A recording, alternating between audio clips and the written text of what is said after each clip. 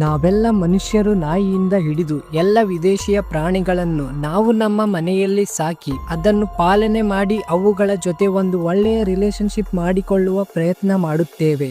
ಆದರೆ ಇದೇ ಪ್ರಾಣಿಗಳು ಯಾವಾಗ ತನ್ನ ಮಾಲೀಕನನ್ನೇ ತಿಂದು ಬಿಡುತ್ತೆ ಆಗ ಈ ಸ್ಥಿತಿ ಬಹಳ ಹೆಚ್ಚು ಡೇಂಜರಸ್ ಆಗಿ ಬಿಡುತ್ತೆ. 2012ರಲ್ಲಿ ಸೌತ್ ಆಫ್ರಿಕಾದ ಒಂದು ಸಿಟಿನಲ್ಲಿ ಚಿಂಪಾಂಜಿ ಇದು ತನ್ನ ಓನರ್ನ ಮೇಲೇನೆ ಅಟ್ಯಾಕ್ ಮಾಡಿಬಿಡ್ತು.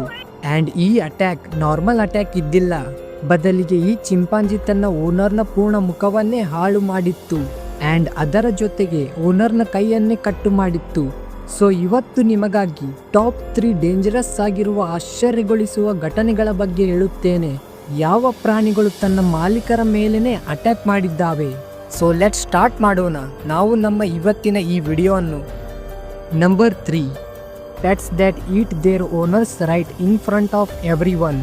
ನಂಬರ್ 3 ನಲ್ಲಿದೆ ಟೆರಿವೆನ್ಸ್ ಗಾರ್ನರ್ ಆ್ಯಂಡ್ ಹಿಸ್ ಪಿಗ್. ಏನು ನೀವು ಎಂದಾದರೂ ಕೇಳಿದ್ದೀರಾ, ಒಂದು ಪಿಗ್ ಸಹ ಇನ್ನೊಬ್ಬರ ಮೇಲೆ ಅಟ್ಯಾಕ್ ಮಾಡಬಹುದೇ? ಆ್ಯಂಡ್ ಅಟ್ಯಾಕ್ ಬಿಡಿ, ಅವು ಯಾರಿಗಾದರೂ ಸಹ ಸಾಯಿಸಲು ಆಗುವುದಿಲ್ಲ. ಆದರೆ ಈ ಘಟನೆ 2012ರಲ್ಲಿ ನಡೆದಿದೆ. ಈ ಘಟನೆ ಎಲ್ಲರಿಗೂ ಆಶ್ಚರ್ಯಗೊಳಿಸಿ ಬಿಟ್ಟಿದೆ.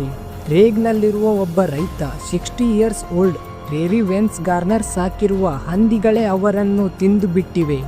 ಈ ಘಟನೆಯನ್ನು ಕೇಳಿದ ನಂತರ ಅಲ್ಲಿರುವ ಜನರಲ್ಲಿ ಗೊಂದಲಗೊಂಡರು. ಟೆರಿವೆನ್ಸ್ ಗಾರ್ನರ್ ಒಬ್ಬ ನಾರ್ಮಲ್ ರೈತರಿದ್ದರು. ಇವರು ತಮ್ಮ ಜಾಗದಲ್ಲಿ ಹಂದಿಗಳನ್ನು ಅಷ್ಟೇ ಅಲ್ಲ, ಇನ್ನೂ ಹಲವಾರು ಪ್ರಾಣಿಗಳನ್ನು ಸಾಕುತ್ತಿದ್ದರು. ಇವರು ತಮ್ಮ ಪಶುಗಳ ಪ್ರತಿ ಪ್ರೇಮ ಮತ್ತು ಹಂದಿಗಳನ್ನು ಸಾಕುವ ಪ್ರತಿ ಸಮರ್ಪಣನನ್ನಾಗಿ ಗುರುತು ಹಿಡಿಯುತ್ತಿದ್ದರು.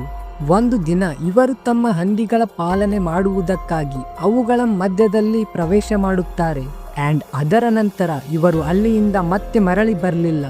ಇದರ ನಂತರ ಯಾವಾಗ ಇವರ ಫ್ಯಾಮಿಲಿ ಮೆಂಬರ್ಸ್ ಹಂದಿಗಳು ಇರುವ ಜಾಗದಲ್ಲಿ ಅವರಿಗೆ ಹುಡುಕಲು ಹೋಗುತ್ತಾರೆ, ಅಲ್ಲಿ ಅವರು ನೋಡುತ್ತಾರೆ ಟೆರಿವೆನ್ಸ್ ಗಾರ್ನರ್ ನೆಲದ ಮೇಲೆ ಬಿದ್ದಿರುತ್ತಾರೆ ಆ್ಯಂಡ್ ಪಿಗ್ಸ್ ಅವರನ್ನು ತಿನ್ನುತ್ತಿದ್ದವು. ಇದರ ನಂತರ ಯಾವಾಗ ಫ್ಯಾಮಿಲಿ ಮೆಂಬರ್ಸ್ ಅವರಿಂದ ಈ ಎಲ್ಲ ಮಾಹಿತಿ ಪೊಲೀಸ್ಗೆ ಕೊಟ್ಟರು, ಆ ವೇಳೆ ಪೊಲೀಸರವರು ಇನ್ವೆಸ್ಟಿಗೇಷನ್ ಮಾಡಿದ ನಂತರ ಗೊತ್ತಾಯಿತು ಗಾರ್ನರ್ ಅವರಿಗೆ ಹಾರ್ಟ್ ಅಟ್ಯಾಕ್ ಅಥವಾ ಸ್ಟ್ರೋಕ್ ಬಂದಿರಬಹುದು. ಸೊ ಈ ಕಾರಣದಿಂದ ಅವರು ಅಲ್ಲಿ ನೆಲಕ್ಕೆ ಬಿದ್ದಿರಬಹುದು. ಆ್ಯಂಡ್ ಅದರ ನಂತರ ಪಿಗ್ಸ್ಗಳ ಪ್ರವೃತ್ತಿ ಇರುತ್ತೆ ಸ್ವಚ್ಛತೆ ಮಾಡುವುದು. ಸೊ ಈ ಪಿಗ್ಸ್ಗಳು ತಮ್ಮ ಕರ್ತವ್ಯವನ್ನು ಆರಂಭ ಮಾಡಿರಬಹುದು. ಇದರ ಬದಲಿಗೆ ಪೊಲೀಸವರು ಇನ್ನೊಂದು ಮಾತು ಹೇಳುತ್ತಾರೆ, ಬಹುಶಃ ಹೀಗೆ ಆಗಿರಬಹುದು. ಗಾರ್ನರ್ ಯಾವಾಗ ತಮ್ಮ ಪಿಗ್ಸ್ ಅನ್ನು ನೋಡಲು ಹೋಗಿದ್ದರು, ಆ ವೇಳೆ ಯಾವುದೋ ಒಂದು ಪಿಗ್ ಅವರಿಗೆ ವೇಗದಿಂದ ಡಿಕ್ಕೆ ಹೊಡೆದಿರಬಹುದು.